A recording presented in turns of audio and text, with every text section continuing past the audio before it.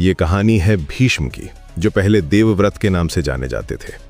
ये एक ऐसी गाथा है जो त्याग, प्रेम और पिता के प्रति समर्पण की अनूठी मिसाल है।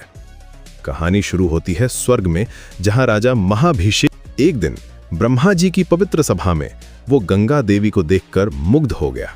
गंगा देवी की सुंदरता अद्भुत थी। गंगा देवी भी उसकी तरफ देखकर मुस्कुराई। बस यही एक नजर, यही एक क्षण ब्रह्मा जी को नागवार गुजरा। सभा में इस तरह का व्यवहार अनुचित था। उन्होंने गुस्से में कहा कि तुम दोनों को मृत्युलोक में जाकर इंसान बनना होगा। महाभिषेक का जन्म हुआ राजा शांतनु के रूप में। वो हस्तिनापुर का राजा बना और एक दिन गंगा के किनारे घूमते समय उसकी मुलाकात एक अद्भुत सुंदर स्त्री से हुई। ये कोई और नहीं बल्कि गंगा देवी थीं, जो अपने श्राप के कारण धरती पर आई थीं। शांतनु पहली नजर में ही उनसे प्रेम हो गया। गंगा देवी ने शादी के लिए हामी भरी, लेकिन एक कठोर शर्त रखी। उन्होंने स्पष्ट शब्दों में कहा कि शांतनु कभी भी उनके किसी काम पर सवाल नहीं उठाएगा, कोई आपत्ति नहीं करेगा। अगर ऐसा हुआ तो वो हमेशा के लिए चली जाएंगी। ये शर्त अजीब लगी, लेकिन प्रेम में अंधे शांतनु ने बिना सोचे समझे इसे स्वीकार कर लिया। समय बीतने के साथ गंगा देवी ने 7 बेटों को जन्म दिया, लेकिन हर बार जन्म के तुरंत बाद वो अपने नवजात बच्चे को गंगा नदी में बहा देती थीं। ये दृश्य देखना किसी भी पिता के लिए असहनीय था, लेकिन अपनी प्रतिज्ञा के कारण वो कुछ नहीं कह सकता था। जब 8वां बेटा पैदा हुआ और गंगा देवी उसे भी नदी में ले जाने लगी, तो शांतनु से रहा नहीं गया। उसका पिता का दिल छटपटाने लगा। उन्होंने चिल्लाकर कहा, रुको, तुम ये क्या कर रही हो? ये मेरा बेटा है। गंगा देवी मुस्कुराईं और शांति से बोली, तुमने अपना वादा तोड़ दिया है, अब मुझे जाना होगा। उन्होंने पूरा रहस्य खोला। वो बताया कि वो 8 वसुओं की माता थीं, जो एक श्राप के कारण धरती पर पैदा हुए थे। 7 को उन्होंने मुक्ति दिला दी थी।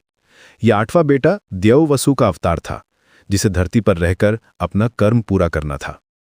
गंगा देवी ने बच्चे का नाम देवव्रत रखा और उसे लेकर चली गई।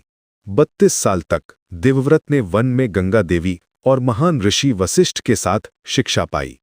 एक दिन शांतनु को गंगा के किनारे एक तेजस्वी युवक मिला, जो अकेले ही गंगा की तेज धारा को अपने बाणों से रोक रहा था। ये अद्भुत दृश्य था। ये देवव्रत था। गंगा देवी ने आकर शांतनु को अपना बेटा सौंपा और कहा कि अब उसकी शिक्षा पूरी हो गई है। इसके बाद वो हमेशा के लिए विदा हो गई। शांतनु बहुत खुश हुआ। उसे अपना खोया हुआ बेटा मिल गया था। देवव्रत को युवराज बनाया गया। प्रजा उससे बहुत प्रेम करती थी। कुछ साल बाद शांतनु की मुलाकात सत्यवती नाम की एक सुंदर कन्या से हुई। वो एक मछुआरे की बेटी थी, लेकिन उसमें राजकुमारी जैसा तेज था।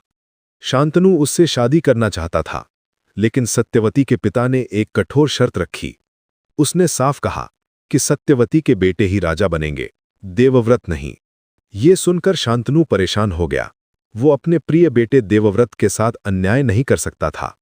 शांतनु ने शादी से मना कर दिया और उदास रहने लगा। देवव्रत को अपने पिता की दुखद दशा देखकर बहुत पीड़ा हुई।